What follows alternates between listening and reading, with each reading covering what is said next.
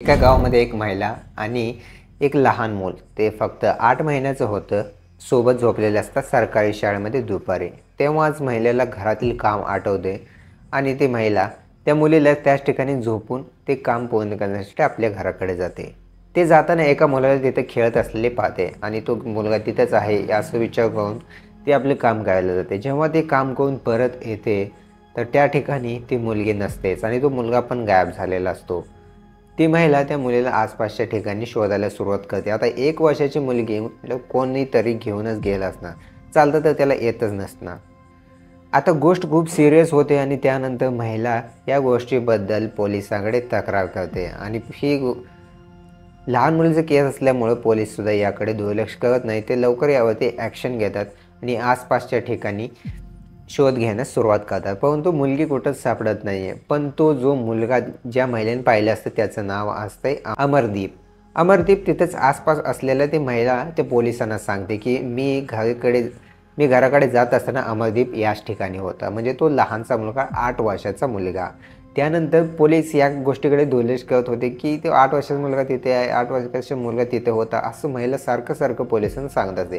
परंतु पोलीस या गोष्टीकडे दुर्लक्ष करतात. मात्र महिलेच्या वारंवार सांगण्यावरून अमरदीपला बोलवलं जाते. आता 8 वर्षाचा मुलगा तर याला काय इन्व्हेस्टिगेशन करणार याच्यासोबत.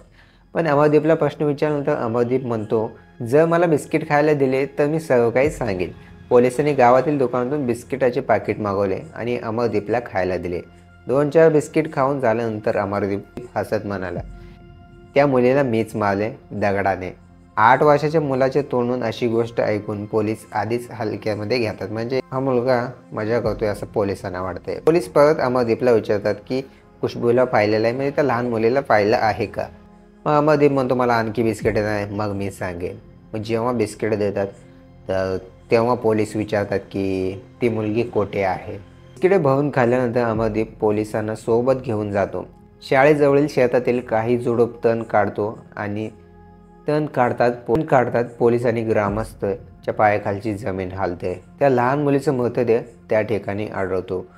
लहान मुलीच्या डोक्यावरती आणि शरीरावरती दगडाने मारलेल्या खुणा आढळतात. त्यानंतर गावातील लोक पोलिसांना सांगतात की अमरदीपच्या सख्खी बहीण आणि मामाच्या मुलीची मृतदेह याच अवस्थेत सापडले होते. पण नेमकी हा अमरदीप होता कोण? बिहारच्या बेगुसराय जिल्ह्यामधील मुशारी नावाचं एक गाव आहे.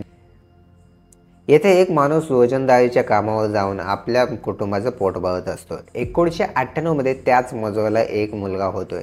कुटुंबात पहिला मुलगा झाल्यामुळे आनंदाची लाट पसरते आणि आसपासचे लोक सुद्धा खूप खुश होतात. कारण कुटुंबातील पहिला मुलगा होता आणि हे कुटुंब आहे ना ते खूप मोठं होतं, एवढं लहान नाही. जुना 1998 बद्दल बोलत आहोत म्हटल्यावर तर जॉईंट फॅमिली तर असणारच. तर हे पण एक जॉईंट फॅमिली होतं आणि त्या फॅमिलीचं नाव आहे सदा. कुटुंबाने त्याचे नाव अमरदीप सदा असे ठेवले. अमरदीप वयाच्या 2 वर्षापासून गप राहू लागला. तो कोणाचीच फारसा वावरत नसे. अमरदीप हा गंभीर स्वभावाचा मुलगा आहे, त्यामुळे तो भविष्यात अभ्यासात चांगले काम करेल असं कुटुंबियांना आणि आसपासच्या लोकांना वाटत होतं. पण जेव्हा अमरदीप 7.5 वर्षाचा झाला, एके दिवशी त्याचे वडील, काका आणि कुटुंबातील इतर सदस्य कामासाठी बाहेर गेले होते. अमरदीप बाहेर खेळत होता घराबाहेर, तेव्हा शेजारी राहणारा त्याच्या मामाचा 8 महिन्याचा मुलगा रडत असतो.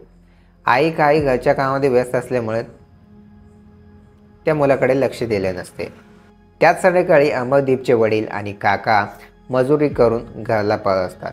तेव्हा त्यांना घराच्या अंगणात अमरदीपच्या 8 महिन्याच्या चुलत भावाचा मृतदेह आढळला. 8 महिन्याच्या बाळाला डोक्यावरती फरशीने मारल्याचं आढळले. मुलाचा मृतदेह पूर्णपणे रक्ताने माखलेला दिसत होता. 8 महिन्याच्या मुलाची हत्या कोणी केली हे कुटुंबियांना समजू शकत नव्हतं. त्यानंतर घरातील सदस्य अमरदीपकडे पाहतात. त्याच्या शरीरावर काही खुणा दिसत होत्या, ज्यामुळे त्या हत्येचा अमरदीपचं काहीतरी संबंध आहे असं कुटुंबांना लक्षात आलं. अमरदीप हे कुटुंबातील मुलगा असल्यामुळे ही बाब कौटुंबिक बाब म्हणून पोलिसांपर्यंत हे लोक पोहोचू दिले नाहीत.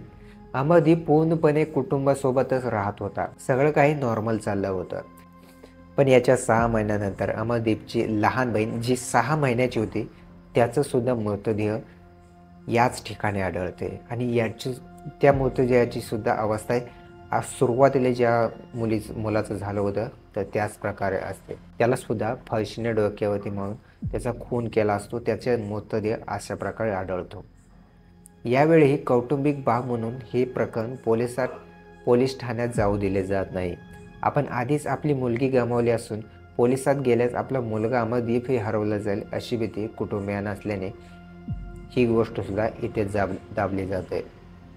पण यानंतर त्या महिलेमुळे अमरदीप सापडला जातोय आणि तोच मुलगा होता जो की 8 वर्षात असतानाच 3 खून केला असतोय. ज्युवेनाइल ॲक्ट अंतर्गत 3 वर्षाची शिक्षा सुनावल्यानंतर हे मूल समाजात गेल्यास आणखी गुन्हे करतील असा धोका निर्माण झाला होता. त्यामुळे 2015 पर्यंत त्याला डॉक्टरांच्या विशेष देखरेखीखाली जगाच्या नजरेपासून दूर ठेवण्यात आले. त्याच्या मानसिक स्थितीवर उपचार तर केलेच, पण दररोज समुपदेशही केले. आता अमरदीप 18